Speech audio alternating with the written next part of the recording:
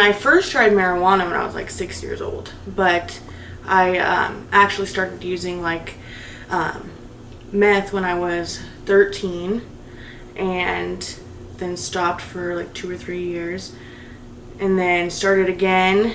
And within a year or two of relapsing on meth again, I stumbled across heroin, started doing that, mainly because that's what everybody else was doing. And once you do it a couple times, you're addicted, you know? So I did that, and then before I knew it, like fentanyl came around, and everyone was doing that, and I got really addicted and kind of drawn into that a lot quicker than I anticipated. Oh, I did overdose this last time, actually. The last time that I had used, about a week before my clean date, I had overdosed, and I had to be Narcan like three times, I think. And it was crazy because to me, I think I was so naive in my head that I thought like I had never known anyone personally, because this was years ago, you know, when it first came out, and it wasn't, you know, wasn't that well known about. I didn't know anybody that had personally overdosed on fentanyl, you know. And I know it sounds really stupid, but I thought it was safer than heroin because I knew so many people that had died from a heroin overdose, but not that many people that had died from a fentanyl overdose.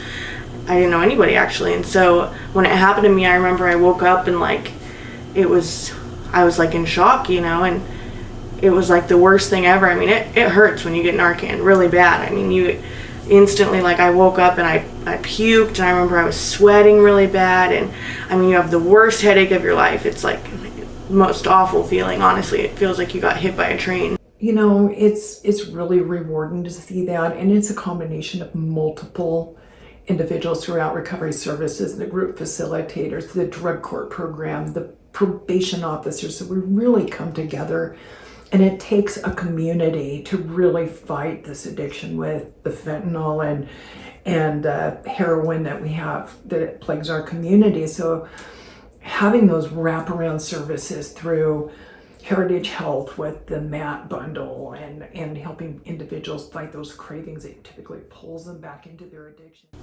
Elaine, she was really just so understanding and caring. And I mean, I had times where I was just overwhelmed. Like, I remember one time I was getting ready for work and I didn't have any clean work clothes. And like, this was when I was really new in recovery.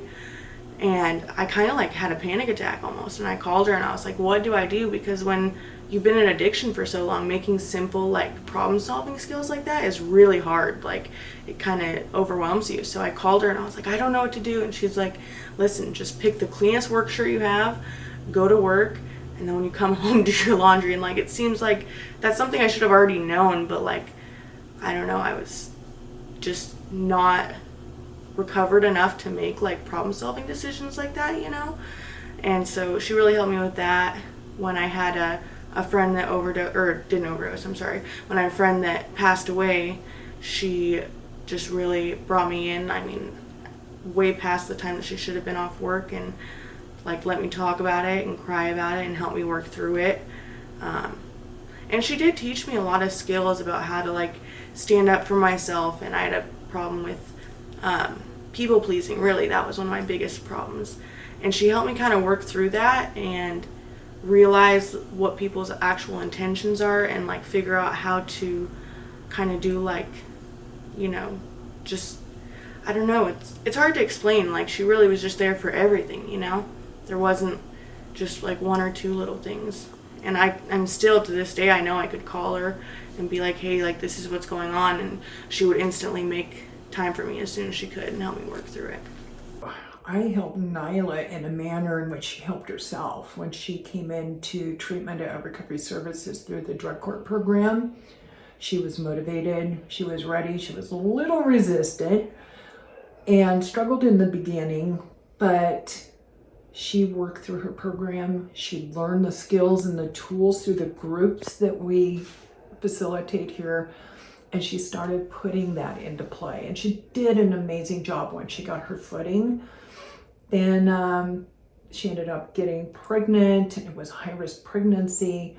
She was bedridden for a while, was laid off or not laid off her job, but unable to work because of the high-risk pregnancy. So she really utilized the support of Recovery Services, and we were in constant contact. We did a lot of Zoom sessions while she was bedridden, and celebrated the birth of her healthy baby boy, which was premature, but she followed all the recommendations, did everything she could to nurture him, and now he's thriving. And she just really came together as a person.